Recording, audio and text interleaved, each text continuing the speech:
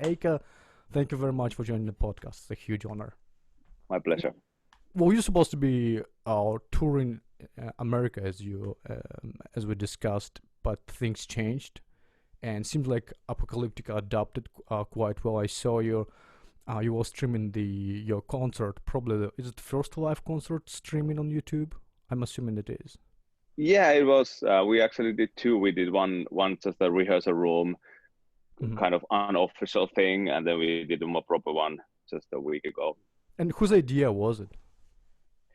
Uh, it was the band's idea. We started to think, okay, what can we do? Can we do something cool for the fans and for ourselves? While we have a lot of time to spend now.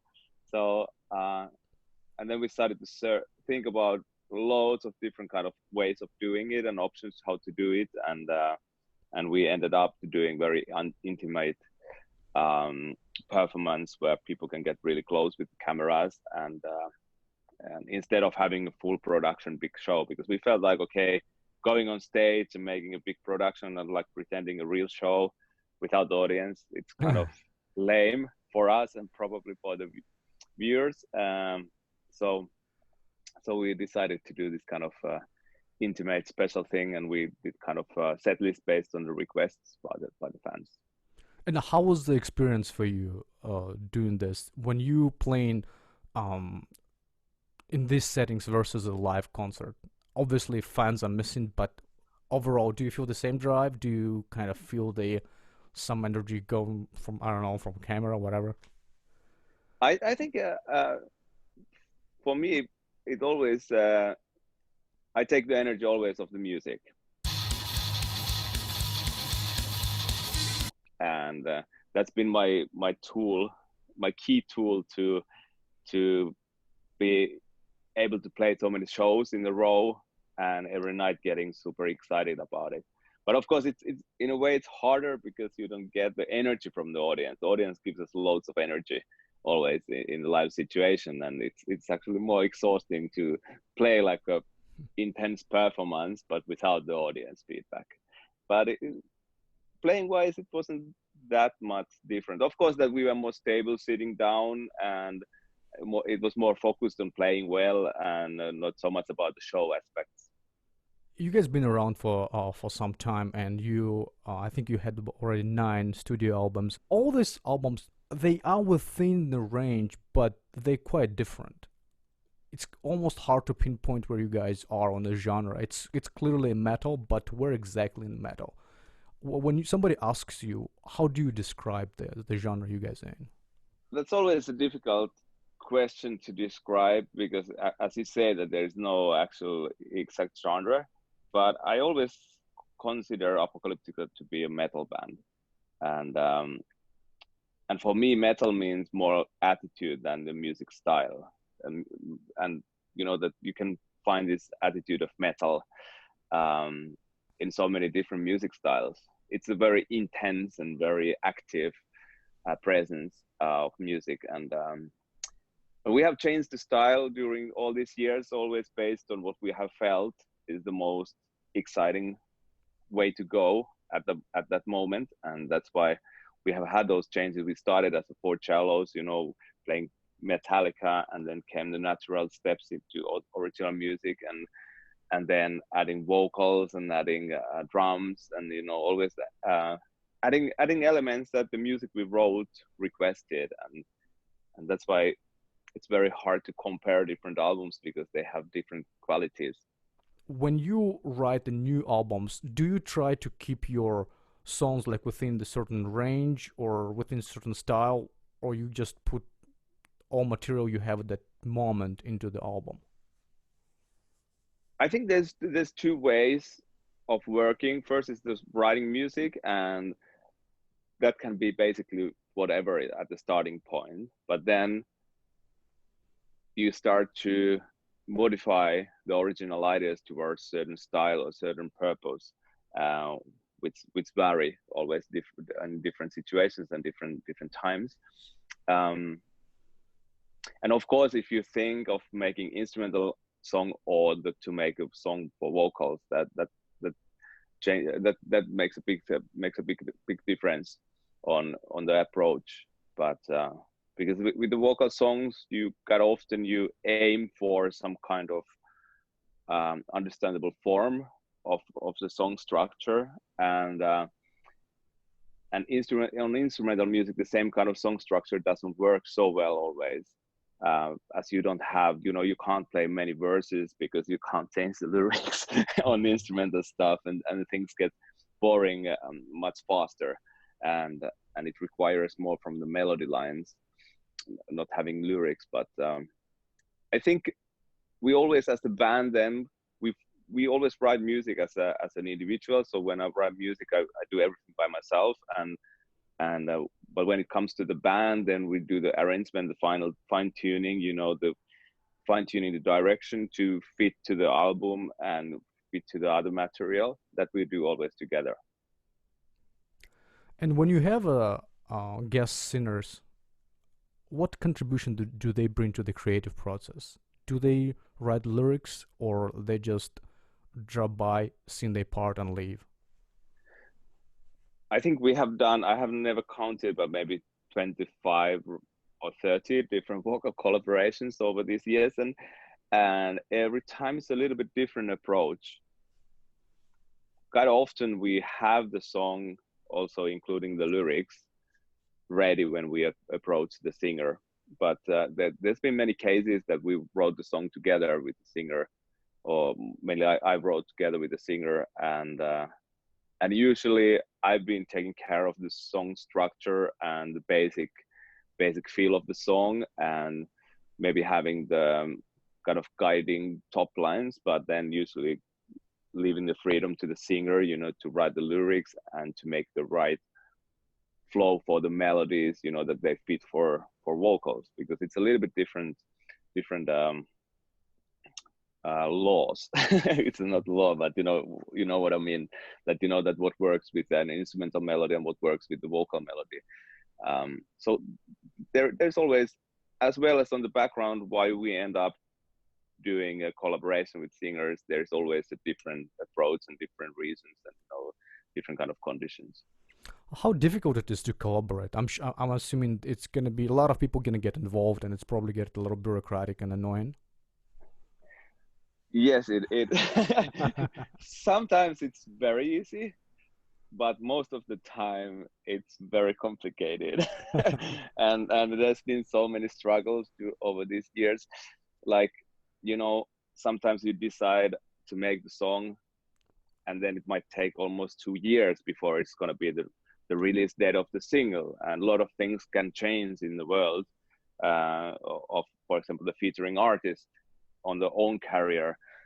Suddenly there is coming their own single on the way, and we can't go out with the single as we planned, and there's been a lot of even bullshit going on, and you need to get so many confirmations from so many labels and managers, and it was hard to make those albums like Worlds Collide and Seventh Symphony when we had a lot of different features, because there were so many moving parts, and being in the studio and waiting for confirmations from there and there and there. So sometimes we didn't know exactly which of the songs are going to happen in the final end. And it was kind of hard to work on the album, not being in the studio for already 2 months and still not knowing what's going to be the final track listing for the song, because we're still waiting for this guy to reply, does he really have the time to do it, or, so it's kind of complicated, but it's also very exciting. It's very creative. And do you work remotely with this artist, or they fly to Finland, or do you fly to US? What's the... That depends also on the situation. We've done all possible variations of doing, sometimes the singers are coming to the sessions. Sometimes our producer has flew somewhere to record. Sometimes I flew somewhere to record or produce the vocals. So it's every time different. We need to modify. Usually the people who we like to work with, they are busy for a reason, because they are great. and therefore the scheduling, it's always a big puzzle, to be put together. Take me back to 1993, I believe, when you first teamed up with Paavo Maksanen and Tero for and start playing this music? I don't think it was the idea of band yet, but I might be wrong. Can you walk me through the meeting and original idea of, hey, let's play? The original idea came because I was a huge metal fan, and and was a classical cello student, and we had another cello group, 6 cellos. We played all kind of music, but not metal, but even Jimi Hendrix and stuff. And from there came the idea, okay, if we can play Purple Haze, why couldn't we play For Whom the Bell Tolls? And then I made a couple of arrangements for 4 cellos, and we played it for fun in the orchestra music camp. And so it was definitely not an idea to form a band. It was just a bunch of friends, who played cello. We were hanging out anyway all the time, and we wanted to have fun with music we all loved, and that was how we started. So we never thought about forming a band, or we didn't even think about making an album. We just did it for our own fun. And how did it came about? That you still, when did you decide to actually record the first album? That happened when the rumor in Finland, where we all from, that was going into the underground metal scene in Helsinki, and we got a request to play in the metal event, and it was a billing of 4 bands. Every band was playing covers, and based on that show, we got a call from the guy who was running very small independent record label, and he asked us, okay, would you like to make an album? And we were like, are you serious? You must be kidding. Who would like to listen to this kind of shit from the record? We thought, no, let's do it. And like, okay, of course we can try and do it for fun and experience. And that's how we did the first album. And when the first album came out, we were expecting, if we sell 1,000 copies and we get a couple of gigs, that's pretty cool. So for us, it was all about having fun, and we never thought about anything coming out of that. I think that album sold at least 2 million copies or something like that. Something like that. So I That's think ridiculous. comparing to the expectations, it's pretty well. And what about the name Apocalyptica? Where did they come from? That actually was a result of brainstorm, and I think the record company guy Kari Hynninen, he came up with the band name, because there was no plan for us to form a band to make a career. We were just doing the one album, and we wanted the band name to be related to Metallica, because we actually played songs from Sepultura and other stuff before we made the first album even, but he wanted to have the album just it's a simple thing. Let's keep it simple, and let's play only Metallica. Seems like that producer played quite a bit of role in your in Apocalyptica. Are you guys still in touch? Yes, we are still in touch. I was got badass on those times, and I refused to make a contract more than for one album, and for practical reasons, when it became really international, we then changed. For the second album, we moved to Polygram, as there was everything was happening internationally, and a small label had not a big role there. But in the very beginning, he was very important on creating the first product. We got the full freedom for the songs, picking up the songs, and to record the album. He said that he understands nothing about playing cello. His first question for us is like I understand nothing about playing cello, but are you good cellists? And I was looking with Max. I was like, yeah, we are fucking good. Yeah, you're humble too, obviously. Good. Yes. And at what point you guys realize, like, hey, it seems like this is serious. We're doing pretty well, and maybe we should stick around. It's very hard to say, because everything started fast and slow at the same time. After the first album release in '96, we started to get requests to play shows more and more, and we did the first shows, international shows in Germany, I think in 1997, and then more and more, and we felt that, okay, we sound different, we sound better than we sound on the album, so let's do another one. And then we did the other one, and we were touring quite a lot on the back of it. And I think for me, around year 2000, I personally started to focus pretty full time on the band, and took less time for my classical studies. And I think other guys, they were more studying and working on classical field than I did, because I did all the compositions, I did all the arrangements, and I was handling all the practical stuff and the business side and everything. So I was very busy. I was more busy than the others. So the others, they kind of started to live their daily jobs later. But around the time of the third album, Cult, I was very engaged with Apocalyptica. So even second album wasn't full time? No, it was taking more and more Wow. time, but it was still like, we never had a master plan. We never were thinking, okay, where is this all gonna lead up? And we were just living in the moment and doing those things. And then even with the third album, we had a big disagreements with the record company, who wanted us to continue on the same path, playing covers and making, more covers. They pretty much wanted us to do what Two Cellos does nowadays. But we refused, because we felt that the only way to make this more exciting and interesting for us, and the way to get more out of the band itself and to become a real band, instead of just being a bunch of cello players who play metal, only way for that to get there was to write own music. And that felt too risky for the record company. So we had huge fights with them. And actually, we changed the record company in the final end during the process of recording Cult album. So I think that was more like the time that we started to feel like, yeah, we are a band. And until that, it was kind of, yeah, we are kind of band, but still we all we have the other foot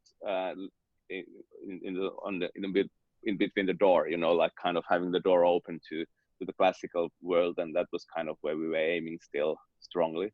But then things started to change.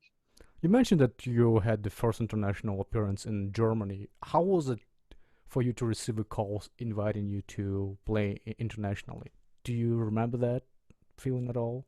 Yeah, actually, that was really exciting, but it felt also very natural as a follow-up for the good sales of the album in the countries. But it was exciting. But we were used to play internationally as a classical musician, so it was not the biggest thing. Oh, now we're gonna get first gigs abroad.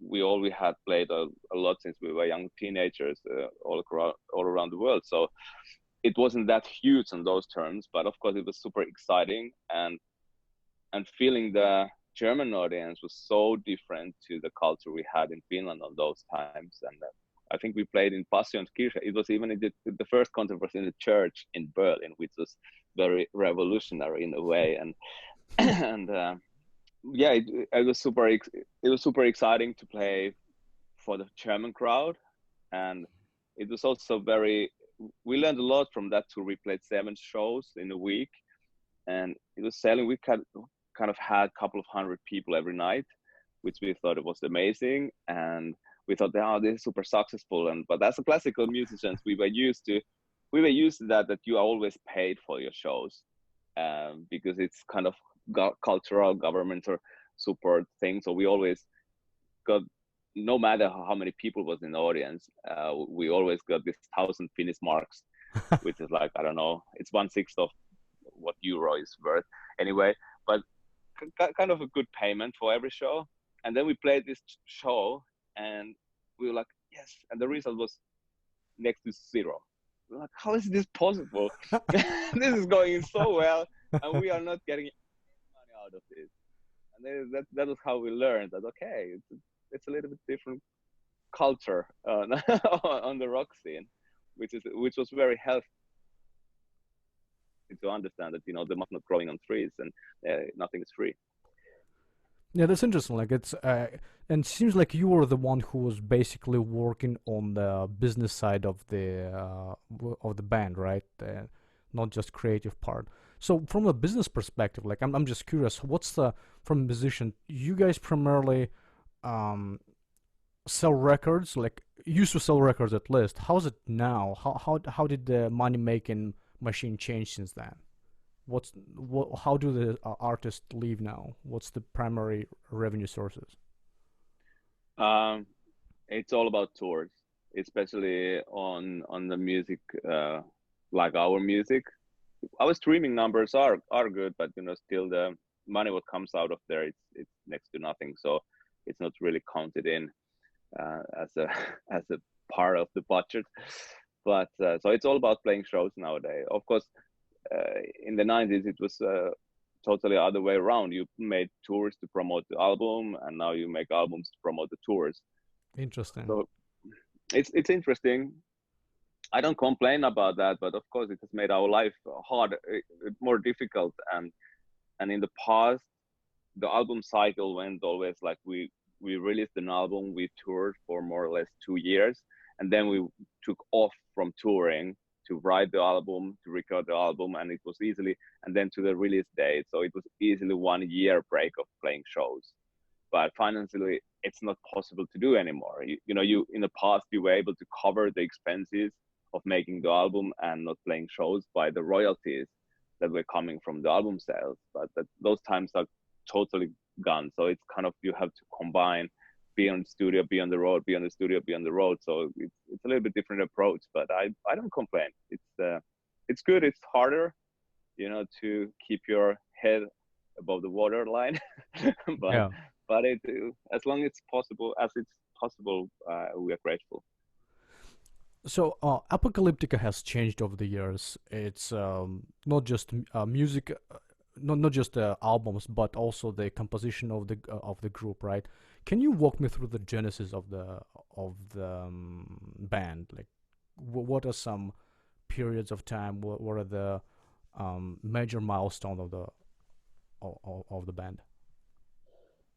That's Yeah. So as in every band that has a very long career, there are always a lot of changes and the balance in the band, and on the members even. And the big changes were already in 98, no, 90, end of 99. Antero, who was on the two first albums, he left the band because he just wanted to go back to orchestra, and Hmm. he really didn't like the metal scene. uh, he was the least metal guy as a person. He loved to play the music though, but he didn't like the everything around. So he left the band, and we got Perttu into the Mhm. band to replace him. And actually, Perttu played in '95 on the show where we got the deal. So in the very first years, our lineup was changing got a bit because just who was available, and for the one-off shows, and that was big change. Perttu brought a lot of wild energy into the band, and then we were touring like crazy with Cult album, the third album, played like 150 shows in a very short time, year or maybe 14 months or something, and things started to go really wrong, and as an end result of those crises, I left the band first, but then we figured out that maybe the band is not really going on without me, so maybe we need to find another solution. And unfortunately, Max had to leave the band. Then we continued as the three cellos. Um, we got Mikko in, the drummer, but Mhm. he was as a hired musician for maybe 2 years. I can't remember exactly, around about 2 years. So we had Dave Lombardo playing on the album, and then another Finnish guy, and then we had to find somebody on the Reflections album, and then we had to find somebody to play on tour. So we found Mikko, but then when the time was going by, we decided to take him as a band member, and we have been with that lineup since more or less from 2003, which is pretty amazing. And it's been a lot of up and downs.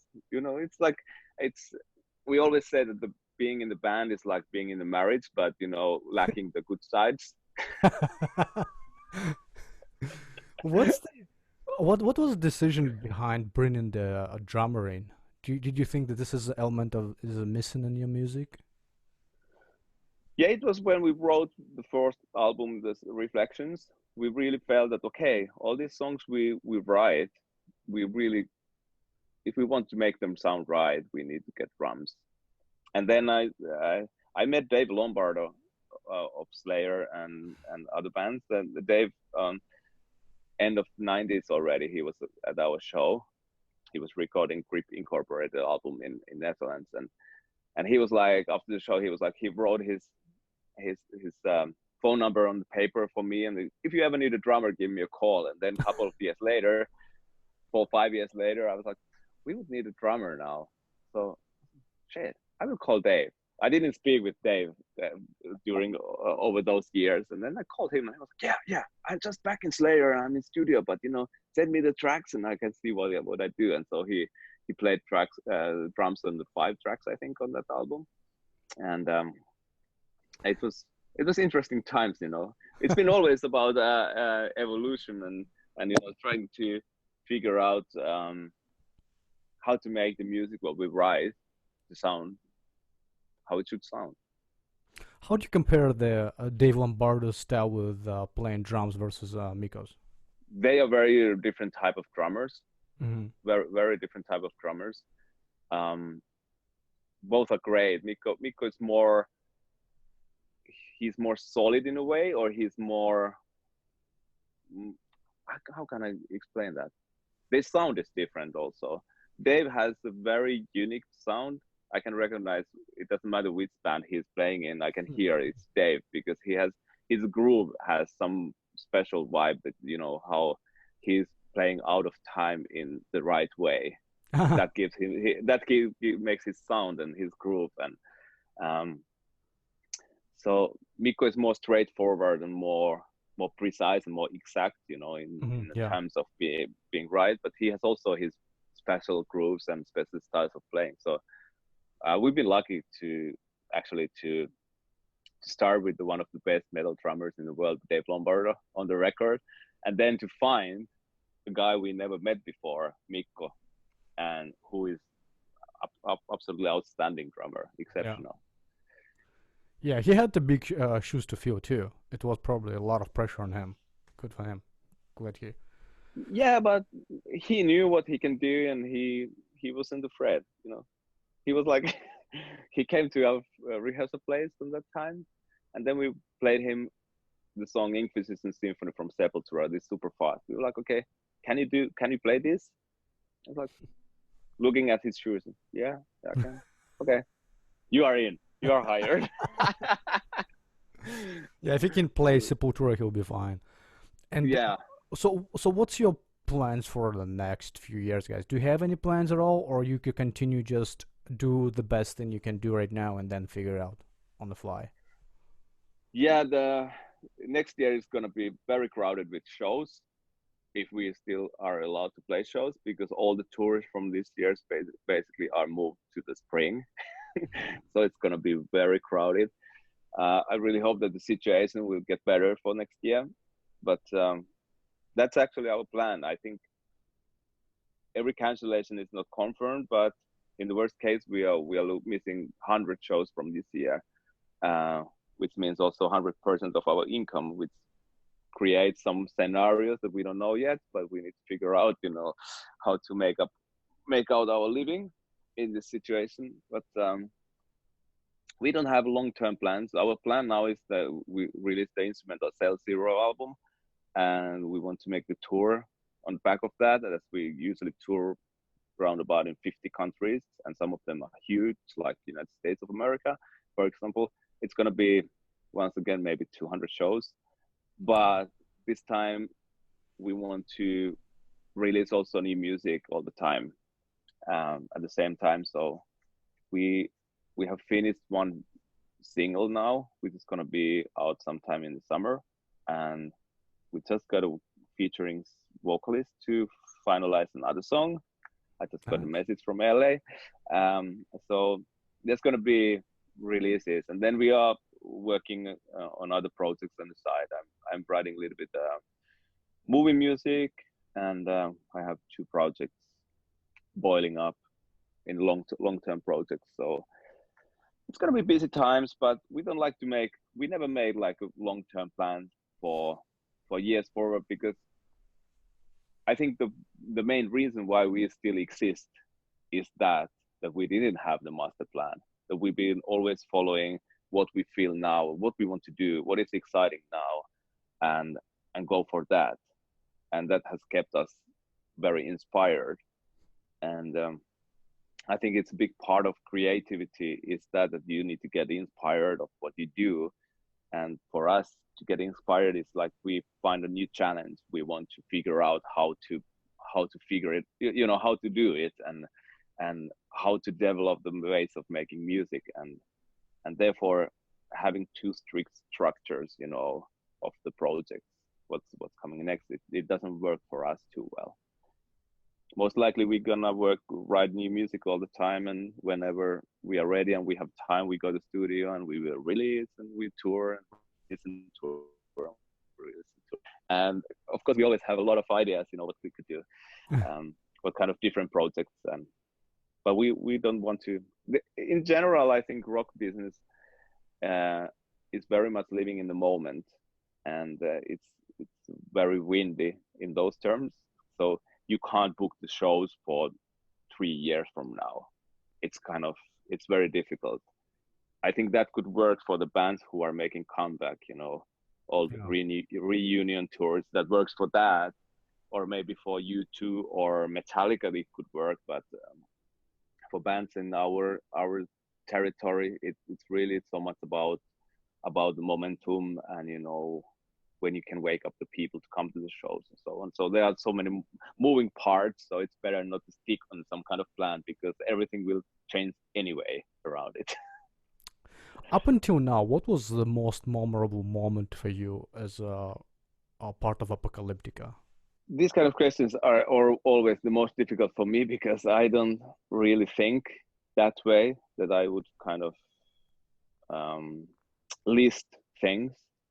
Because if I start to think, there are so many cool, memorable memories, and it depends on which memory triggers my mind, and then I remember other things, and actually that's cool, and that's cool, and that's cool. But of course, always one of the very memorable things was that we were invited to play on the Metallica 30th anniversary at Fillmore in Frisco, and of course after starting playing Metallica, being fan, and we have done a lot of things with Metallica over the years, but that was kind of very special, because they wanted to have bands that have somehow inspired them, and to be one of those bands that has inspired Metallica somehow. It's like, okay, it's so nice that it works other way around as well. So that's one of those, but it's so many things. But the thing is, what I appreciate most on being in Apocalyptica is that we have a bunch of good people in the band, and we are very good friends, and I really appreciate and love these guys, and it's kind of my second family, and that's what I appreciate the most, that we've been able to navigate through the difficult times always, and to create even deeper trust and respect. I want to ask you to do two things. Can you describe each member of Apocalyptica, and like kind of shows they portray as the humans? And since we talk about Metallica, try to do the same for Metallica from your perspective. So people who don't know Apocalyptica in person or Metallica in person, so we want to see them from your perspective. It's always risky to talk about your friends. Say only good things. That's no, formula. No, it would not be fair to say only good things, because no, the thing is that Paavo I've known the most. Well, this is gonna be on the internet, so be careful.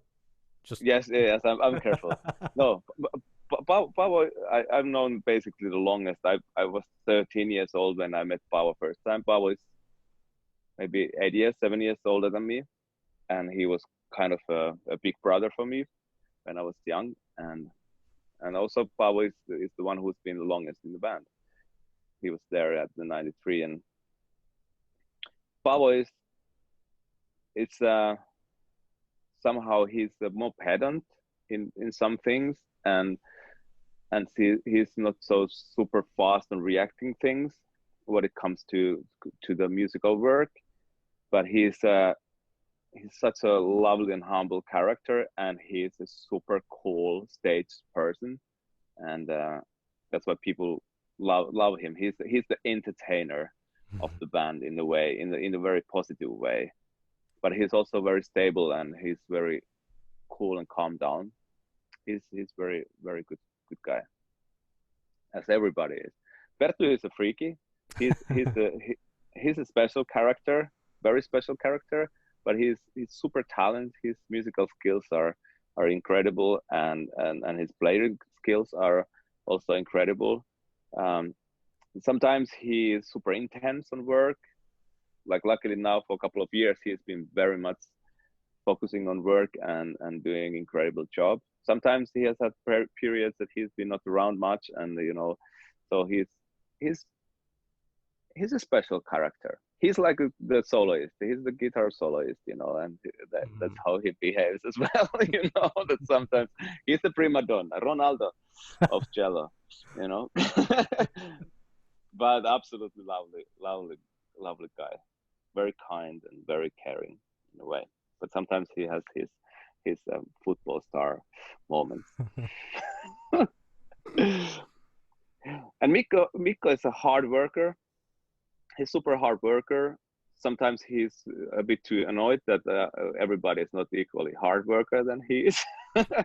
And but he has a incredibly high work ethics, and he's also super talented musically. I think sometimes for him in the past, sometimes it's been difficult for him to kind of locate himself inside the band, because we are all cello players, and we've known each other since we were teenagers, all of us, and we've been kind of growing together in the same kind of world.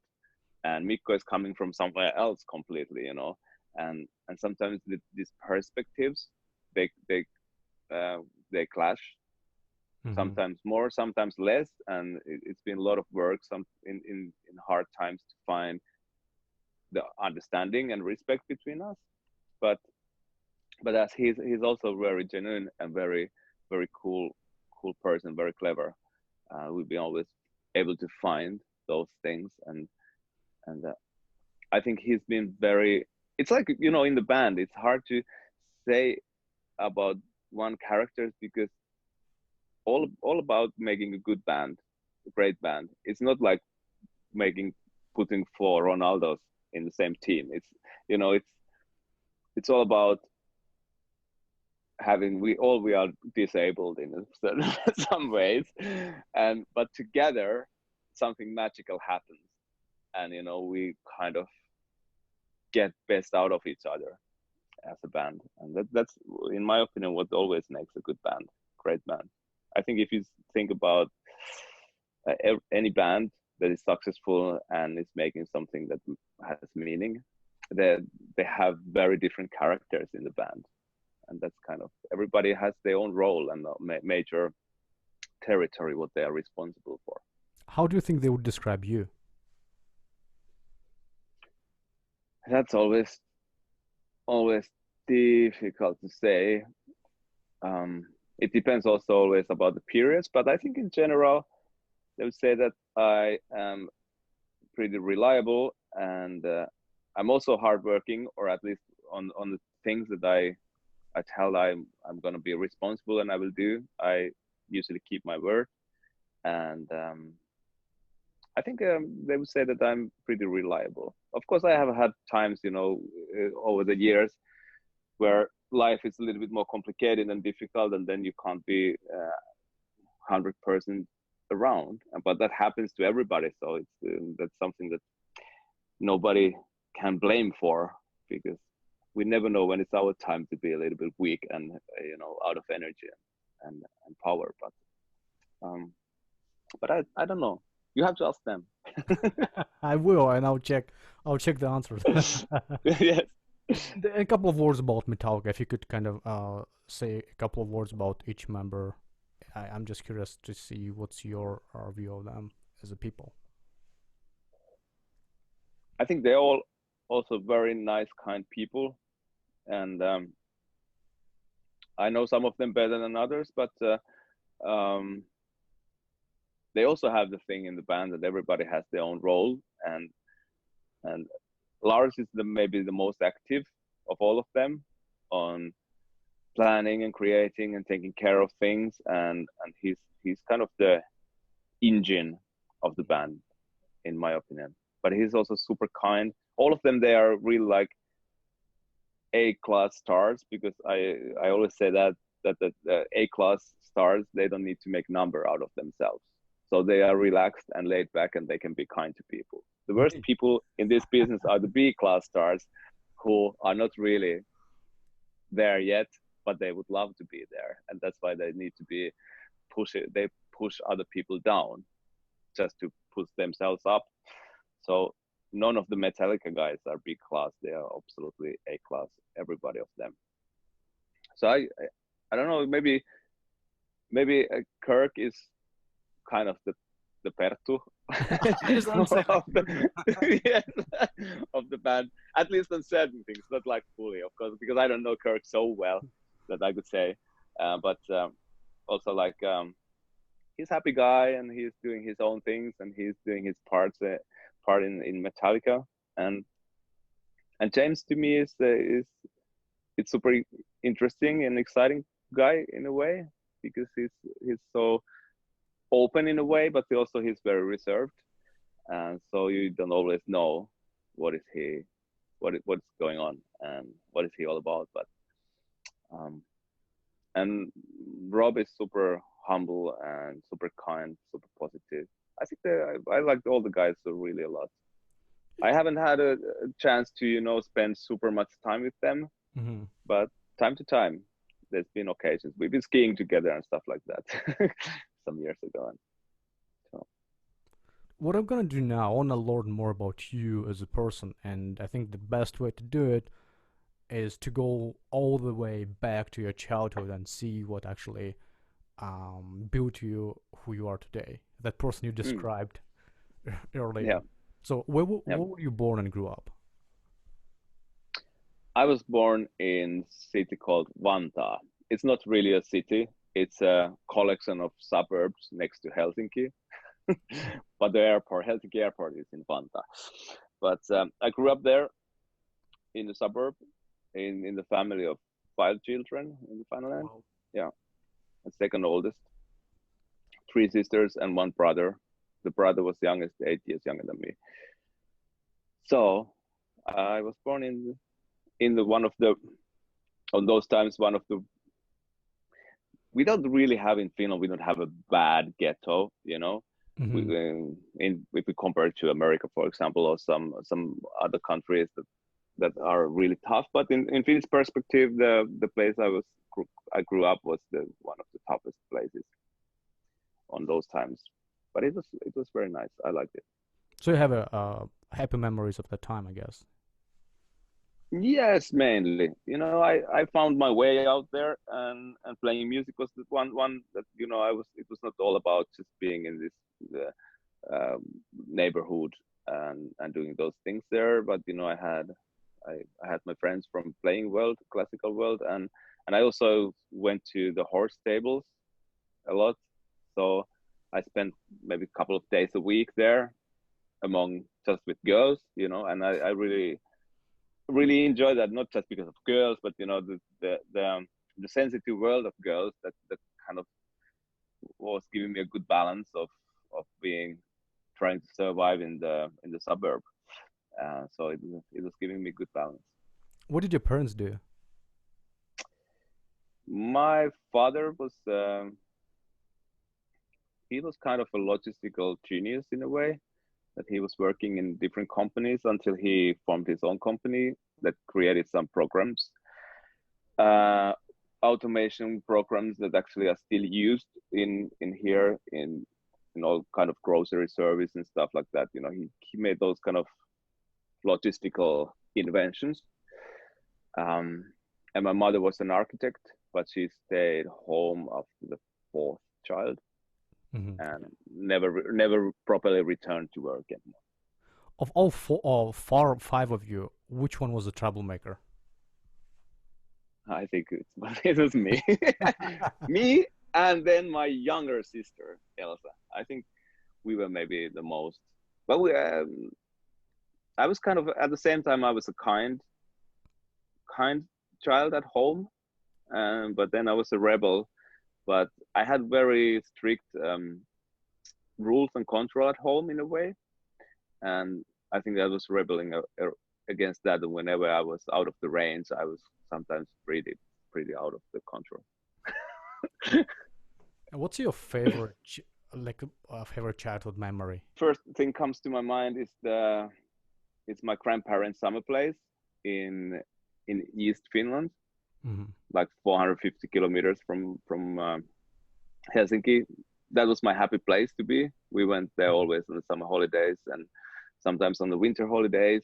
And I always wished, actually, when I was a kid, I always wanted to move out.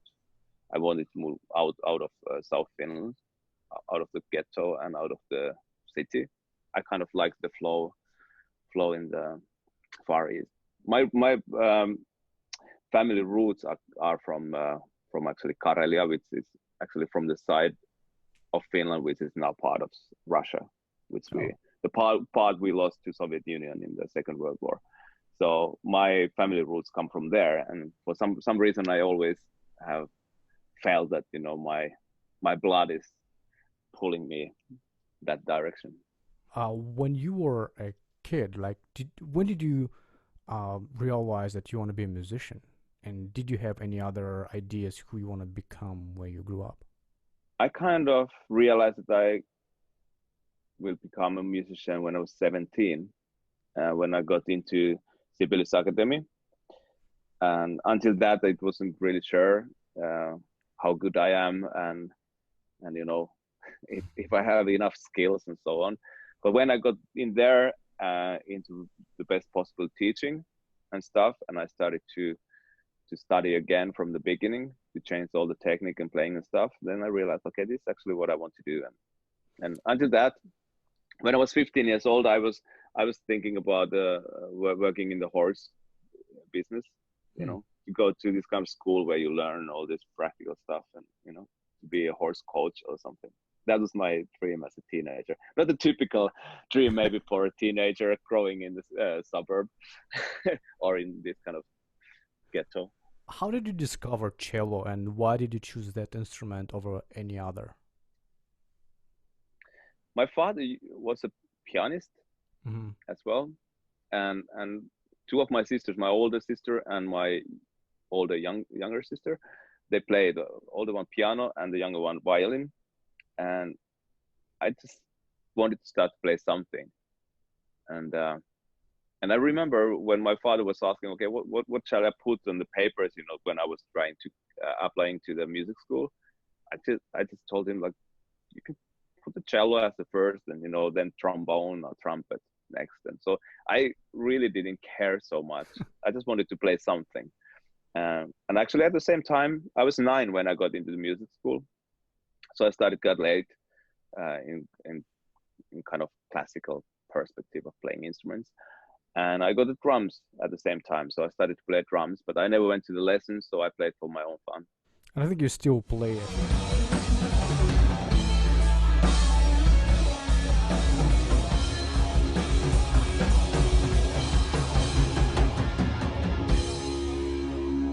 Yeah, Sherry and the Vipers. Yeah, I started to play after 25-year break of not playing at all for this band, and yeah, we played a lot of we played maybe 150 gigs with Sherry and the Vipers, Wow. and recorded one album as well. So, but I don't consider myself as a drummer because I never really studied, and I just played in my own way. But I love it because I just give myself freedom that I don't need to be comparing myself as a drummer to Mikko, for example, my bandmate, who is an excellent drummer. So I just, it's my hobby, so I'm allowed to play as shitty as I play, you know. Yeah. So you were in Sibelius Academy, right? So obviously, as you said, you knew that you're going to be a musician, but it's quite different from being going into musician profession, being in an orchestra, which is stable work, versus being in a band. It's almost like a corporate job versus a startup or whatever. Uh, Yeah, you yeah, never had actually, doubts about it? yeah, I must say that Apocalyptic kind of saved me, because I was really a little bit in crisis when I was around about 20, 21 years old. I played sometimes in the Finnish radio orchestra, so I played with the best in the best classical orchestras and groups on that time. And I was thinking that sometimes in orchestra, when the program was good and the conductor was good, it was really, really great work. And some weeks when I didn't like the music, I thought this is fucking shit. And I understood that I'm not gonna stand this. This is not gonna be my profession, you know, in the final end. So actually, my wish on those times was still to go out abroad to study, continue studies, and the dream was to be a chamber musician. But to be realistic, make out of living to be a chamber musician, it's very rare. Mm-hmm. But that was the part of playing I liked the most. To play in the string quartet, piano quintet, whatever kind of combinations, and I had tons of those. So I basically have played all the main classical chamber music repertoire in concerts when I was young. So Apocalyptica for me, it's kind of a string quartet type of thing. It's the band, but comparing to classic, I think it's even more exciting in a way, because we create the music, we create the sound, we create completely own kind of world of music, a style of music, and so in a way I can say Apocalyptica kind of saved me, because I don't know what I would have done in the final end. Maybe I would have figured out something else then, but it really felt that I also didn't like teaching too much. So I knew that I'm not going to be the teacher. I'm not going to be the orchestra musician. So I don't know what I'm going to be. Outlaw, anyway. It actually was one of my questions. I was curious, like, if you weren't a musician, what would you be? Seems like it's gonna be the outlaw or something to do with horses. Yes, maybe some dude with horses. I don't know. Outlaw on Uh, horse, maybe that's what it is. it's very hard to think about something that it feels so far and unrealistic. You know, especially when you've been doing music all the time you can remember. Mm-hmm. Um, it's very difficult to isolate that and to see. But my one of my biggest passions is nature, and I probably would live in Lapland and be a nature guide or something like that. Oh God, Lapland. That's interesting. Yeah, Like next to Santa. Yeah, that'd be nice. yes, I would be Santa's little helper. So you've been involved in quite a few different projects, from theater to writing music for movies. How do you compare each experience? Like, what's the pluses and minuses of each? Um, hmm. Every project is a unique, and every project has pluses and minuses. Um, I like to do those things. I remember well when I did my first music for theater, Finnish National Theater, for Dostoevsky Crime and Punishment. Hmm. It was really exciting for me, because I had I got to see really how they create the play, the theater play, and it was so different from making music, because they were like every day doing everything differently. They were just throwing all the good ideas. Let's do it. Let's try this. Let's try this. And I was trying to follow up. I had 3 live musicians there. I had to all the time write down the notes for them. So every night I was just changing, you know, for next day, so we can play. And then it was like every length was changing. Everything was changing. I was like, this is so exhausting, but it's so cool. It's so creative that, you know, that they can really not to stick on the plan. They just, you know, want to search and search and search. So that was very exciting. Um, one of the most exciting projects for me was the Wagner Reloaded, this big dance production we made to Germany with Gregor Seifert, who made the choreography. And it was a little bit like writing score for a movie, but not having the picture. I just had this kind of a brief script, what's going to happen and how long the scenes are and what's going to be kind of the point of the scene, and then writing music on that. So I kind of like that, to work with different artists and musicians, because we are aiming for the same result, but our approach and the tools are so different. And I think that's fascinating to see how people see and how they understand music. For example, how dancers understand the music. It's so different perspective. They listen to different kind of things that I do. And same thing with the movie directors. They have their own vision, what they want to tell with the picture, and then that kind of affects what they want to hear. And it's very nice to communicate and get into their head somehow and understand. Okay, yeah, because it's like, okay, you can think this also this way. And I've loved to do all these collaborations, because that's the best way to learn new things and to develop my own skills and my way of seeing world. And what's your process like of writing music? Do you pick up a cello and you start just messing around, improvising, or it kind of something shows up in your head and you try putting notes down and then maybe showing to other guys? I actually start with some instrument. Usually it's guitar, piano, or cello, and just to get some feel or some emotion, musical emotion to start with, and start to play around that and try to let it flow free to tell me. Usually music tells me where it needs to go. Of course, most of the time, starting to write after, especially after a long break, I'm at my workspace and I'm just hating myself and thinking that I'm just a useless piece of shit. But that's what happens very often. But it depends. And sometimes it happens that the original idea is not in the final song at all. That has happened also many times. That it's just the the starting point, and then it starts to grow and live its own life. Of course, you can modify the way where it goes to, but usually things come very naturally. And then comes the arrangement part. That do you want to go the obvious way, where the music wants to go, or do you want to force the music to go somewhere else to to find another path? And that's I think it's the most exciting part of writing music. But when it comes to writing music for Apocalyptica, I record the full demos. So I record all the tracks. I program some kind of drums there, and I create sounds and everything. And it's very creative part. And then I play the demo to the other guys, and either they like it or don't like it, and that kind of justifies that whether we continue with the song or not. And but then also sometimes I like to leave a lot of room and space for the band for everybody to bring their own input into the song. Sometimes I'm very clear what I want and how I think the things should be. There's no exact one formula for that.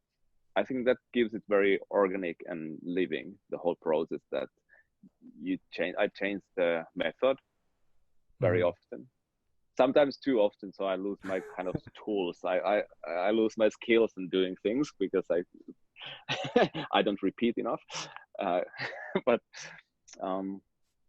of course, then when you write music for movie or something that the music is just one part of the bigger structure. That's not the main thing. Then you need to communicate a lot with the director or the boss, and you need to send the ideas, and then you need to listen what the boss says, and then you need to modify it. You're kind of more like a servant to the bigger purpose. I like that too. Okay, yeah, that was curious. I like that too. but sometimes it's frustrating because it many times happens that you have written something that hey, it's one of the best things I've ever written, and it's like, yeah, but we don't need this. No, we cut this scene off. We cut this scene off. That's the worst part of being the servant. Yeah. So you've achieved quite a bit in life. Like I'd say you achieved more than most of the people would ever dream of, especially in the music industry. What motivates you to continue and keep doing new things? What's the driver? First of all, I don't really sit down and think how much I achieved. I usually think what can be done next, and that's maybe one of the reasons that keeps me moving on. It's I think it's the whole thing on life is going forward. That's the kind of meaning of life. It's going forward in some kind of way. And for me, it's like musically, it's going forward. I want to learn new things. I want to become better. I want to write better music. Something, I don't know. I want to get excited again and again of the magic of writing music. And for that, I also want to get into myself into situations that I have the shoes that which are way too big for me, and I want to fill them up. And like taking a project or that I have never done, like we did with Perttu, we composed an opera. Or this Wagner Reloaded, I was responsible for this massive production. I had no clue how to do it, but I just did it. And I just learned that I learn the most when I get into this kind of pressurized situation where I have to learn things that I don't know yet. And I think that's the biggest reward of pushing hard, that you learn something and you read something that you were not supposed to do. And so it's a bit maniac in a way, maybe, but it sounds but like I know a lot of people who are very happy where they are at, and they are just laid back and taking everything easy and chill. And I kind of appreciate that, but I can't relate to that. I don't know what that really means. I can do it for a while, but then I'm always hungry to see new things and aspects of life and world. it doesn't mean that you don't appreciate what you currently have and all this stuff, what you've done, right? No, if I really start to think what has happened, I can say, wow, pretty cool, but it's not it's not the thing that I would regularly think.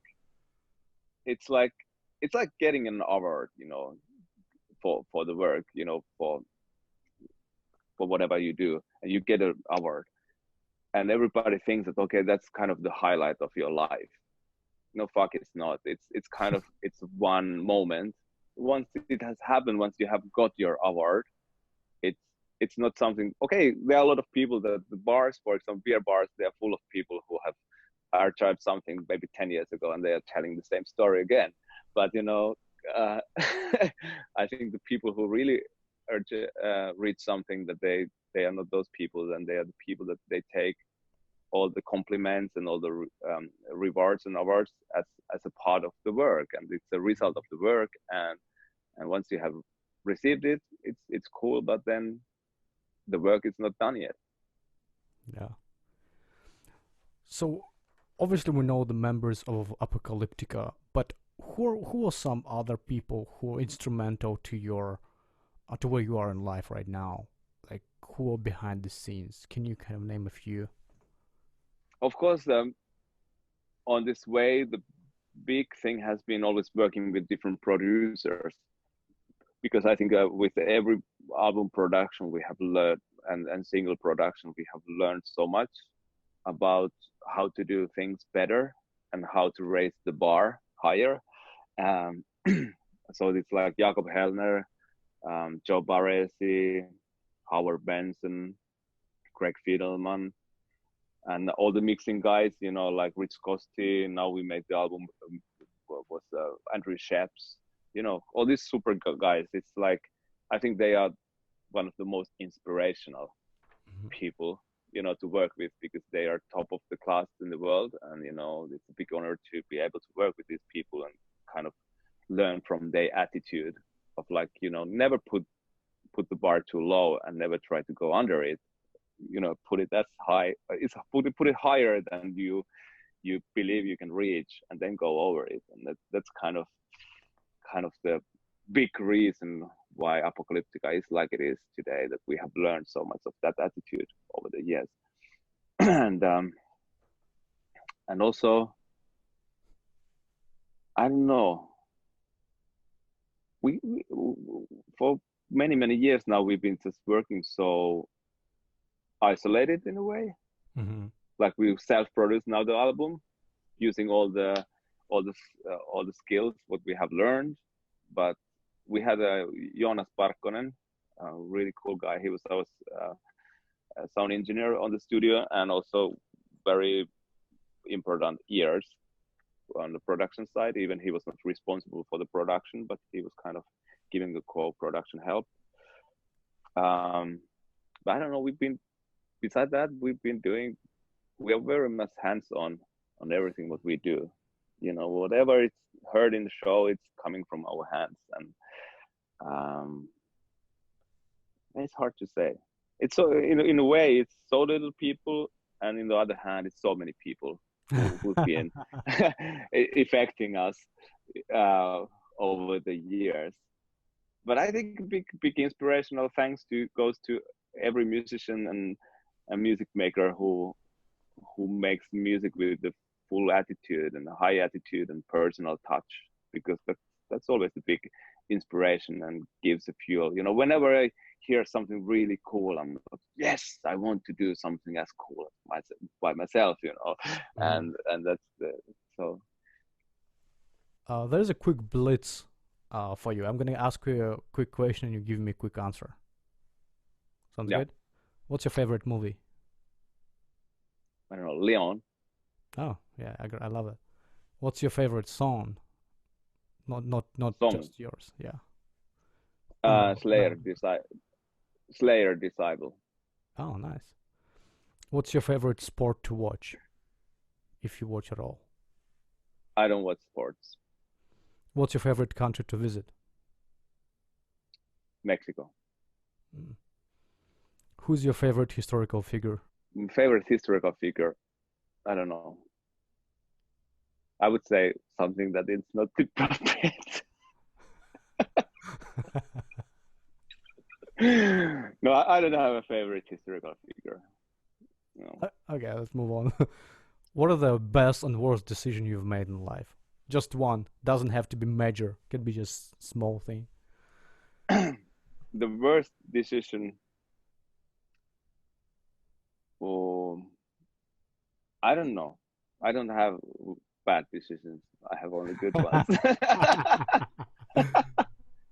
So to answer the second question, yeah, every decision you made was the best one. The best decision was, from perspective of now, was to quit drinking. Yes, to get sober. Oh, nice, nice. What's the first item on your bucket list? I don't have lists, and I don't have bucket lists, so I just don't have lists. Got it. If I asked your sons, what's the most important thing they've learned from their father, what do you think they would answer? It's a very difficult question. I think maybe that there's always a solution. There's always solution, and nothing is that bad as it looks like. One more thing is that it's all about perspective. So if something feels impossible, you need to change your perspective of thinking. And the last question, what life advice would you give to young people? That's so I could talk up for hours, but what would be easy advice? That the life and world is more exciting and more colorful than people tell you. So go and search for yourself in this exciting life.